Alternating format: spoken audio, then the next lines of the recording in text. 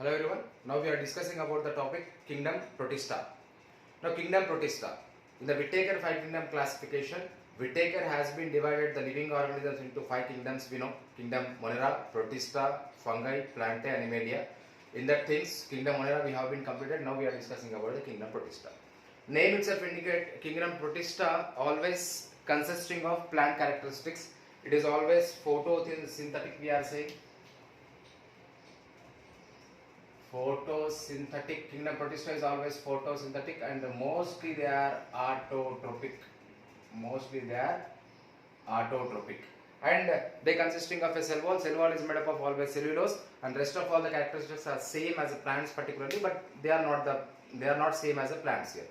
Regarding the reproduction, Protistas always undergoes asexual reproduction by the formation of the spores and fission, and sexual reproduction by the gamete formation or fusion of gametes and then formation of zygotes here. That is about the Protistans introduction here. Now Protistans we are divided into how many classes? Protistans mainly we are dividing into 4 classes here.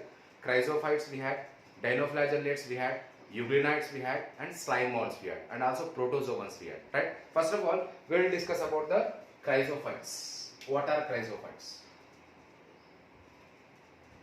Chrysophytes. Now, here Chrysophytes which we had actually they are the class in the Protistans particularly. Chrysophytes are mostly freshwater.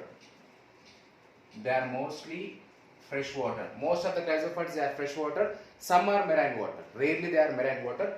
Examples of the Chrysophytes mainly consisting of what? Diatoms and desmites. Diatoms and desmites. Desmites are always, they are known as golden yellow algae. Desmites are always golden yellow algae. And in this phenomena, in the Chrysophytes, mainly we are going to discuss about the diatoms here, because diatoms are the main example of the Chrysophytes we are taking. Diatoms, if you are taking, diatoms are mostly, they are living in the fresh water we are saying, and aquatic mostly. Here diatom's body, that means cell wall of the diatoms is mainly consisting of 2 parts, epitheca and hypotheca. Cell wall of diatoms consisting of epitheca, 2 parts, and hypotheca. And this epitheca, hypotheca which are there, they both are overlapped. They both are overlapped to each other and forms the soapbox-like structure. Here. And regarding this diatoms here, diatoms which are there, which they are living on the particular water here, for billions and billions they will accumulate. For billions of the years they will accumulate on the water, and they forms the diatomaceous earth.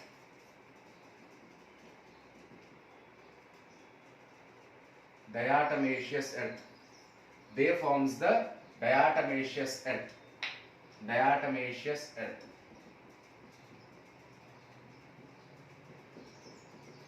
Diatomaceous earth, or else we are calling it as a Kieselguhr, right? What is diatomaceous earth now? The diatoms which are present on the water or floating on the water, they are accumulated in the same place for billions of the years, and they forms the complete area known as what? Diatomaceous earth we are saying. That diatomaceous earth soil which is there, the soil is always gritty. The soil is always gritty, which always helps in the filtration and polishing of oils and syrups. Right? And regarding the same diatoms here, in the diatoms we are dividing into 2 main parts. Central diatom we had, and penile we had. Both things we had. Central diatom always undergo radial symmetry.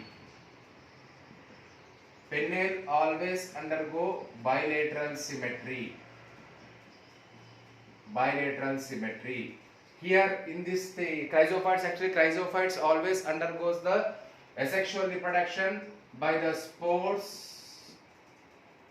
and by fission, asexual reproduction. And sexual reproduction By formation of gametes. Formation of gametes, they undergoes the sexual reproduction. This is about the Chrysophytes we are saying. And if you are going for the Dinoflagellates,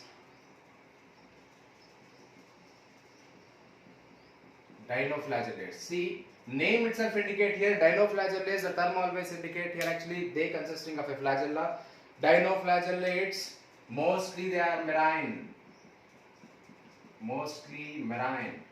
Based on the pigments, they are green, red, yellow, green color, yellow and blue color.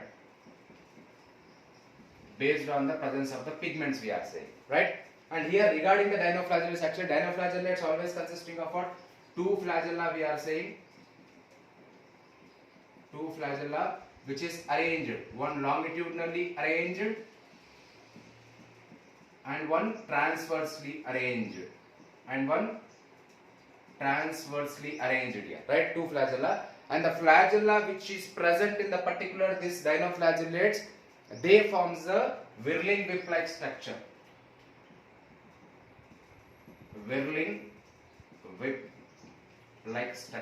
Right? Here particular. And regarding this Dinoflagellates, actually in the Dinoflagellates which is present, prokaryotes, this means Protistans always which we are, they are eukaryotes we are saying, they are consisting of a definite structure of nucleus we are saying particularly, but here in this Dinoflagellates, nucleus is present, definite nucleus is present, but within the nucleus, chromosome in the interphase stage particularly, chromosome without histones, without histone proteins. Histones are the proteins actually in the chromosome. What is happening? Histone proteins are absent. That condition we are calling as a mesokaryon condition. That condition we are calling as what? Mesokaryon condition here. That condition is a mesokaryon condition. And when we are taking the examples of the Dinoflagellates, particularly here, Noctiluca we had. Noctiluca always shows bioluminescence. That means self-emitting light. Bioluminescence. Noctiluca always shows the bioluminescence phenomena. Self-emitting light phenomena here, right? And Goliath, other example we are taking. This is one example, and then other example we are taking. Goliath here. Goliath will form the red tides in Mediterranean Sea. Goliath will form the red tides in the Mediterranean Sea we are saying. This is about the Dinoflagellates. If you go for the Euglenites, next if you are going for the third one, that is the Euglenites here. Name itself indicate Euglenites. It means it is consisting of mainly Euglena. Always they are freshwater. Mostly they are freshwater, spindle shaped. Actually Euglena is always spindle shaped. Here Euglena is always covered by the outer layer known as what? Outer protein coat layer known as what? Pellicle. Pellicle is present. Outer protein coat layer, pellicle. Opening. See, Euglena consisting of two flagellas. One long flagella and one short flagella. One long flagella we had, one short flagella we had. Here and then opening of the Euglena, the mouth of the Euglena particularly we are calling as a cytostome. Mouth of the Euglena particularly we are calling as what? Opening, cytostome. Cytostome leads to cytopharynx. And stigma is present. Stigma part is also present in the Euglena, particular Euglena structure. And then paraflagellar body is also present. Paraflagellar body, from where the flagella is arising. And then contractile vacuoles are also present in the Euglena particularly. That these are the parts of the Euglena we are saying. If you see the simple structure of the Euglena, like this it will be. Not perfectly I am drawing, but roughly I am drawing here. Like this it will be. Long flagella, short flagella, and this area, right? Cytostome. cytopharynx. Cytopharynx. Here it forms a stigma, paraflagellar body, all these things they are forming, and nucleus, right? The body parts. This is the outer covering we are calling as a pellicle. Like this, all the parts we are seeing in the Euglena particularly, right? This is about the Euglena. Example we can take as a Euglena here, right? And very important point regarding the Euglena. Euglena always undergo sexual reproduction by the longitudinal binary fission. Longitudinal binary fission. Longitudinal binary fission. That means like this. We are dividing the organism into two equal halves, right? Then last one we are saying as a slime molds.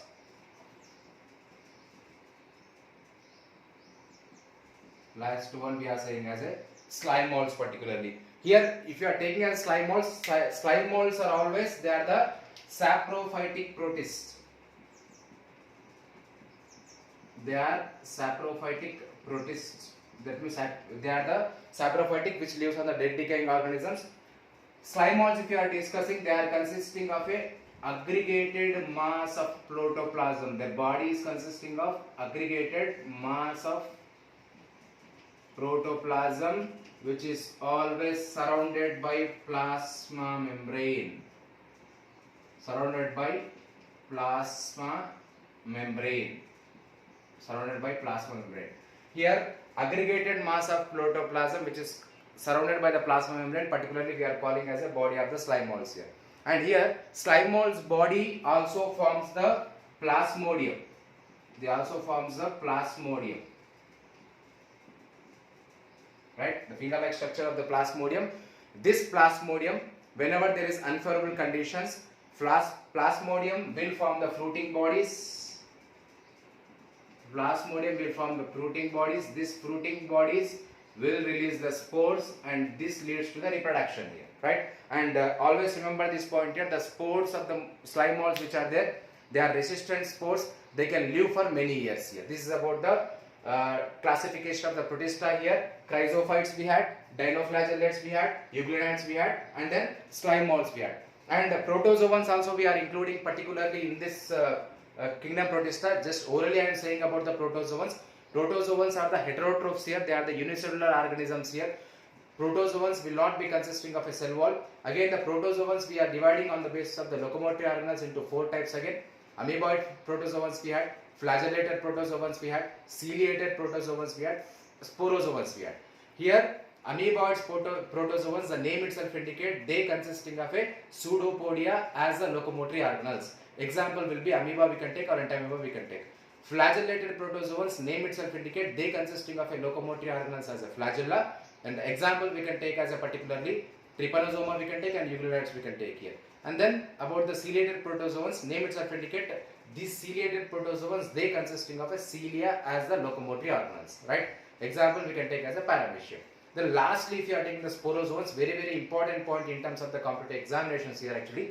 Sporozoans are the non-motile protozoans. In the sporozoans, particularly what is happening here in the sporozoans, locomotory organelles are absent, right? They can't move, they are non-motile. Sporozoans example is always plasmodium, which causes malaria. This is about the kingdom Protista here. If they are asking for the 8 marks, completely we have to write. If they are asking for the 4 marks, they will ask separately as a Chrysophytes, Dinoflagellates and Euclideans. Separately we can write it. This is about the kingdom Protista.